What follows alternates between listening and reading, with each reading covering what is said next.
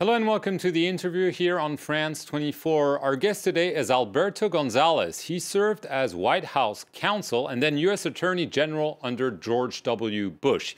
He was the first Hispanic to serve in that position from 2005 until 2007, when he resigned. He is now currently the Dean of the College of Law at the University of Belmont in Nashville, Tennessee, where he joins us from. Thank you for being with us today. Thank you for having me. I'm delighted to be with you. Mr. Gonzales, you're also the author of a book published in 2016 called True Faith and Allegiance, A Story of Service and Sacrifice in War and Peace. I want to get to the very unusual situation between President Donald Trump and the FBI and the Justice Department, essentially because of the investigation into whether his campaign worked with Russian officials to win the presidential election. We've seen a number of rather fascinating events. We've seen him call the FBI probe as a politically motivated witch hunt. We've seen him fire the FBI Director James Comey. We've seen tensions recently over a memo drafted by Republicans that the top officials at the FBI and the Justice Department didn't want to see published. What's going on? Is it really a war between the president, the FBI, and the Justice Department we're witnessing? Well, it certainly appears to be something quite different. You know, it's hard for even for someone like myself who has spent time working in the Department of Justice to be able to know with complete clarity or certainty about what's going on, because you don't know what you don't know in these kinds of positions and in these kinds of relationships. But there does appear to be a very unusual tension between the White House and the Department of Justice. You know, the Attorney General of the United States wears two hats. You are a member of the President's team as Attorney General. After all, you are appointed by the President. You serve on the President's cabinet, and your job is to promote and to follow through on the President's campaign promises with respect to law enforcement policies and priorities. So you're part of the President's team. But unlike any other cabinet official, the Attorney General also is the chief law enforcement officer of the country. And in that position, you're supposed to be totally objective. You investigate, you prosecute cases, no matter who it may involve, no matter where the evidence may take you. With respect to that role, you are supposed to be completely impartial and neutral. And you're right, there does appear to be tension between the White House and the Department of Justice with respect to the Russian investigation. And when I talk about tension between the White House and the Department of Justice, of course, I also include in that statement the FBI. The FBI is within the Department of Justice. The FBI director reports up to the Attorney General of the United States. What we're seeing today is somewhat unusual, and it remains to be seen how it's all going to end, quite frankly. Right. Some are actually saying it reminds them of the tensions during the Watergate under Richard Nixon. Are you concerned? Because, I mean, the president obviously has a very hard time accepting that this probe is going on now, led by Special Prosecutor Robert Mueller. But is he taking the risk of undermining the law enforcement and the justice system in America, clearly a pillar of democracy? I think there is certainly a danger there. And obviously, if you were to have a rogue prosecutor or a rogue investigator going off and doing things they shouldn't be doing, that is something that should be criticized, should be scrutinized, and the president would have an obligation to deal with that. On the other hand, if you're making accusations, if you're making slanderous statements about the work of the FBI, the work of the Department of Justice, it does hurt the reputation of the department, and it does create doubt and uncertainty in the minds of the American people. And I think that's never a good thing for the Department of Justice. People, the American citizens, need to have confidence in the integrity of the work of Department of Justice investigators and Department of Justice prosecutors. And so statements that are not supported by the facts, that are critical of the department, yes, can be very damaging to the work of the Department of Justice, and certainly damaging to the morale of the 125,000 plus people that work at the Department of Justice. I mean, is it your sense that the president and his allies are essentially trying to cripple the Russia investigation led by Robert Mueller, if not by firing him, as his intention seemed to be at some point, at least making sure his investigation is being attacked?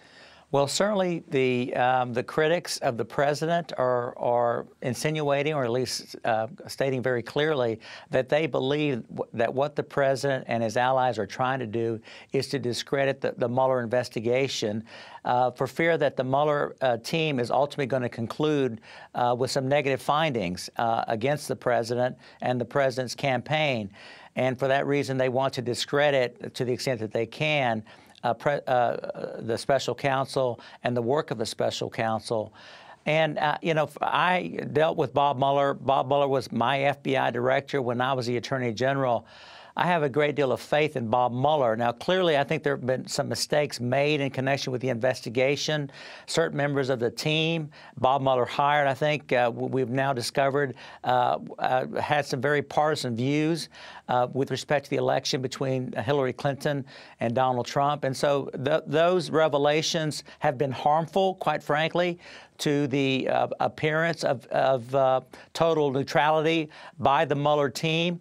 But nonetheless, at the end of the day, I still remain confident in Bob Mueller, and I still remain confident in whatever ultimate disposition happens with respect to this investigation. Based on what I know today, I have confidence that it'll be the right outcome based upon the professional judgment of Robert Mueller. You were very close to George W. Bush. As I said, you served as White House counsel. This week, he declared there's pretty clear evidence that the Russians meddled in the 2016 American presidential election. Obviously, he's not been that outspoken, but it's an interesting statement and clearly does not match what President Trump thinks. Well, clearly, you're correct. President George W. Bush has basically stayed out of the limelight and has not commented on recent events, and certainly not commented on the work of President Trump and the work of the White House. But I think more importantly than his statement is the fact that the entire intelligence community of the United States, just recently as this week, has confirmed that in their judgment, and there's universal agreement amongst our intelligence community leadership, that in their judgment, Russia did interfere with the 2016 presidential election. Now, no one is saying that that influence affected the outcome of the election, but there's no question, certainly in my mind, based upon the sworn testimony of the intelligence community, that Russia did interfere. And I'm assuming that President George W. Bush, who is not privy to the same intelligence information that he had when he was president, that he made the recent statements based upon the public testimony of the leadership of our intelligence community. So I don't think there's any question that Russia interfered in the 2016 presidential election, nor do I think there's any question that Russia is going to try to interfere with the 2018 midterm elections and the 2020 presidential elections. This is a serious threat to our democracy, and we really need to understand what Russia is doing, the motivation behind what Russia is doing, and we need to make sure that Russia is not successful as they have been in the past. I want to turn briefly to immigration policy. You were born in the U.S. Your parents were Mexican migrants. Farm workers, and you said that you've lived the American dream, becoming Attorney General. Clearly, what the president has been saying about Mexican during the campaign, rapists, for instance, attacking a judge, an American-born judge, because he said he was a Mexican, must touch a raw nerve, and including his immigration reform policy. Well, I think it's fair to say that many people, myself including, I wish the president would be somewhat more precise, more thoughtful about his comments about people of different nationalities and ethnicities. You know, America is unique. We are a great country in large part because of the diversity of our citizens. That diversity brings together different ideas, different cultures, different values. And I think it is one of the things that makes America so great.